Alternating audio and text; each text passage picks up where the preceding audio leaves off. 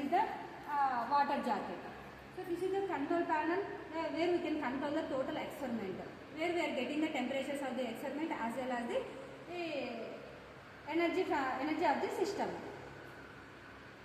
So this is the metal rod setup. One side is fixed with the heater, another side is fixed with the heater jacket. This is the control panel. This is the set value temperature. What we are going to give the system to, what we are going to fix to the system. It may be changed from 50 to 80 degrees centigrade. Here we have fixed the value to the 60 degrees centigrade. Here the value of the process variable. Process PV is nothing but process variable. Nothing but what is the temperature at particular time at particular point. So how much temperature is maintained when we are doing the process and when we are conducting the experiment, that is called as the process variable. So this will indicate the process variable, this will indicate the set value. We can change the set value by using these buttons. Here we have fixed the set value to the 60 degrees centigrade. This is the digital temperature control where we can see the temperatures at different points of the metal rod. Here T1 to T6 temperatures are indicate the metal rod temperature, T7, T8 are the cold water inlet and cold water outlet temperatures. So before starting the experiment, first we will have to set the flow rate to the system by using this control valve.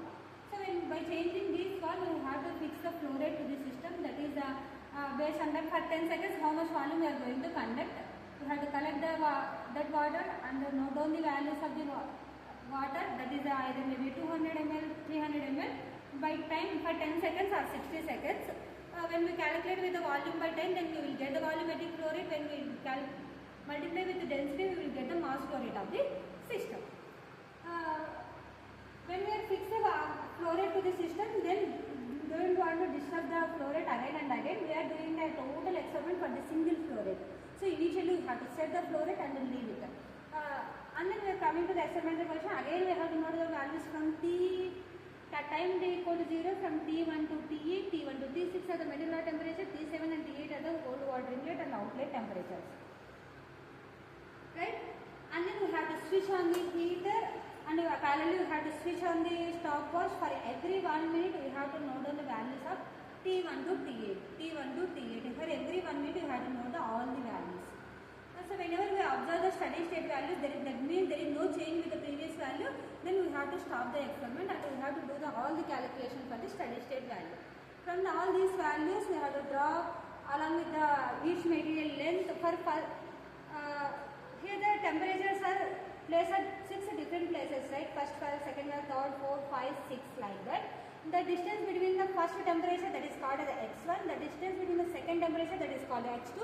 Distance between third temperature, that is called the x3, x4, xy, x6. For the distance of temperature, steady state temperature, we have to draw the graph. We will get the negative slope of the system. By using this slope, we can calculate the thermal conductivity of the metal rod. T is equal to Q by minus A into dt by dx. From this slope, we will get the negative slope. Cancelling with that, we will get the thermal conductivity nearly about 300 to 400 because the low material fixed inside is one is the brass. For brass material, the thermal conductivity about 350 to 400. Here also we will get the thermal conductivity of the metal same as the standard value. This is the experimental procedure of the thermal conductivity metal rod. Here our aim is to find out the thermal conductivity. Thank you one and all.